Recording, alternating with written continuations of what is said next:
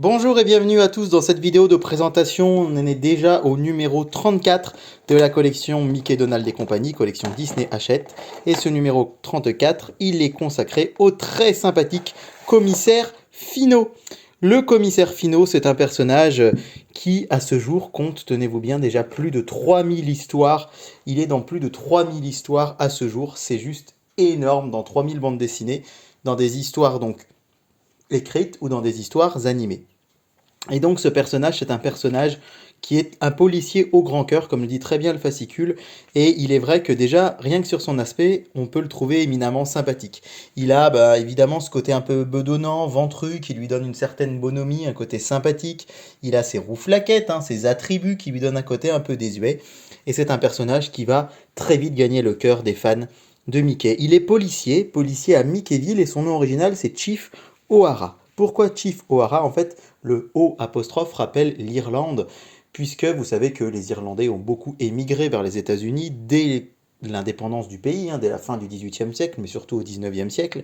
Et il se trouve que fin XIXe, début XXe siècle, en fait, la police de New York, les policiers de la côte Est étaient très très souvent des émigrés et des immigrés qui venaient d'Irlande. Et en fait, c'est devenu un peu un cliché qu'on trouvait beaucoup dans les bandes dessinées ou dans les films, même du début du XXe siècle aux États-Unis. Donc il a été décidé au début que ce policier serait effectivement irlandais.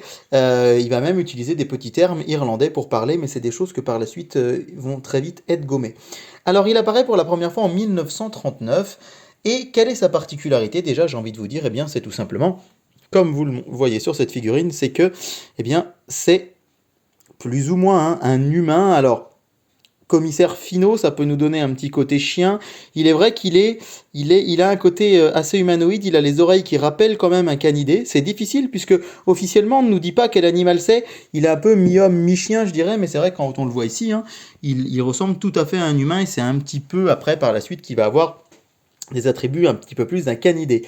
Alors en fait, il apparaît donc, je vous le disais, en 1939 dans la première confrontation Mickey et le fantôme noir. En fait, dans les strips quotidiens de Mickey vont être publiés dans ces années-là, tout à coup, son créateur, qui n'est autre que Floyd Gottfredson, qui est celui qui a créé également le fantôme noir, va se dire, mais tiens, si je faisais des histoires un petit peu policières, avec Mickey en héros, puisqu'il y a quand même ce côté dans les polars, dans les thrillers qu'on dirait aujourd'hui, ce côté un petit peu mystérieux qui est toujours sympathique.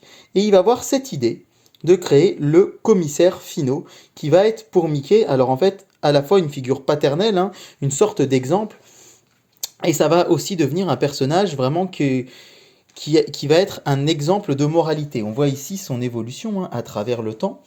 Et en fait, pour Mickey, ce commissaire Finot, ça va être un exemple, tout simplement parce que, alors que je vous montre la figurine qui est très très imposante, elle est très grosse, pas autant peut-être que patibulaire, mais elle est quand même grosse et imposante.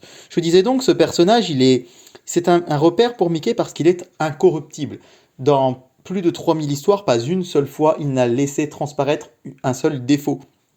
Il est gentil, il est attentionné, il est extrêmement dévoué à sa cause. Il peut passer des semaines sans prendre de vacances, sans congé et en dormant très peu, juste pour défendre Mickeyville. C'est donc un personnage qui est extrêmement dévoué à sa ville, à ses concitoyens, et surtout, encore une fois, qui va toujours aider Mickey. Alors, ce qui est assez rigolo, c'est qu'on ne sait pas comment le commissaire Finot connaît Mickey, puisque la première enquête contre le fantôme noir va piétiner, il va téléphoner à Mickey pour venir l'aider, mais en fait, rien ne nous dit jamais comment ils se sont rencontrés, mais tout ce qu'on sait, c'est que, eh bien, en fait, ils vont devenir amis et qu'il va l'aider très souvent. À la fin de cette première aventure, le commissaire Finot dit à Mickey, j'espère que je n'aurai plus jamais besoin de vous. Bien évidemment, il se trompait, puisque je vous l'ai dit, on le retrouve dans plus de 3000 histoires. Et vraiment, ce personnage, il est attachant parce qu'encore une fois, il est rondouillard, on a envie de lui faire un câlin, on a envie de l'aider, il est gentil.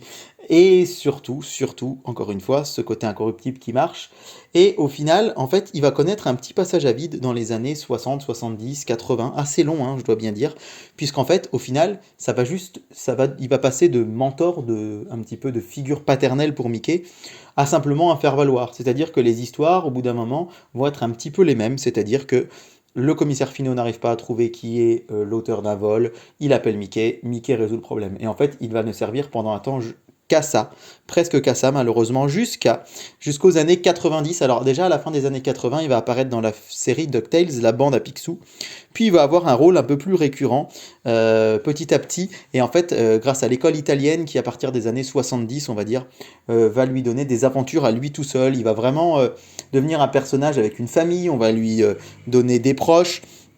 C'est d'ailleurs très bien expliqué hein, dans le fascicule, on va lui donner des proches, il va y avoir une vraie famille, hein, puisque, voilà, comme vous pouvez le voir ici, alors ça d'ailleurs c'est un récit très important de 1984, hein, mais on va lui donner des proches, on va dire que il y a 6 générations de policiers avant lui, il est le 6e de la génération, on va dire que ses ancêtres étaient shérifs, etc. Et il va véritablement gagner de l'empereur, du background, de la profondeur, du background, vous avez vu ce bel accent anglais, dans les années 80-90. Et aujourd'hui, ben, il est vraiment très très très très très aimé des fans, et moi le premier, c'est un personnage que j'aime beaucoup. La figurine, en fait, elle forme une sorte de triptyque, si je puis dire, même si les socles ne vont pas ensemble, hein, avec le fantôme noir que nous avons eu il y a quelques numéros, numéro 30, et dans 3-4 numéros, on aura Mickey Détective, et du coup, ils iront vraiment super bien tous les trois ensemble. Alors, c'est une sorte de nouveau triptyque, hein, en attendant celui des Trois Caballeros et après celui des Raptous, même si les socles ne vont pas ensemble, je trouve que ce sont des figurines bah, qui se marient très bien.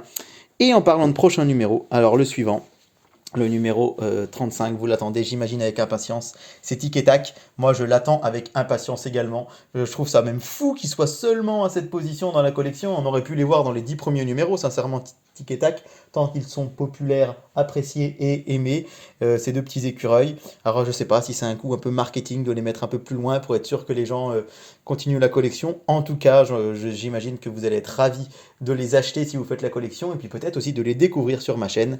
N'hésitez pas, une fois encore, je vous le dis souvent, à liker, à partager ou à commenter, ça aide au référencement. On est de plus en plus nombreux, vous êtes de plus en plus nombreux à être abonnés. Je vous dis un immense merci. Et n'oubliez pas que je suis également sur Instagram, David Collectionne. Je vous souhaite une très très belle journée. Je vous dis à très vite.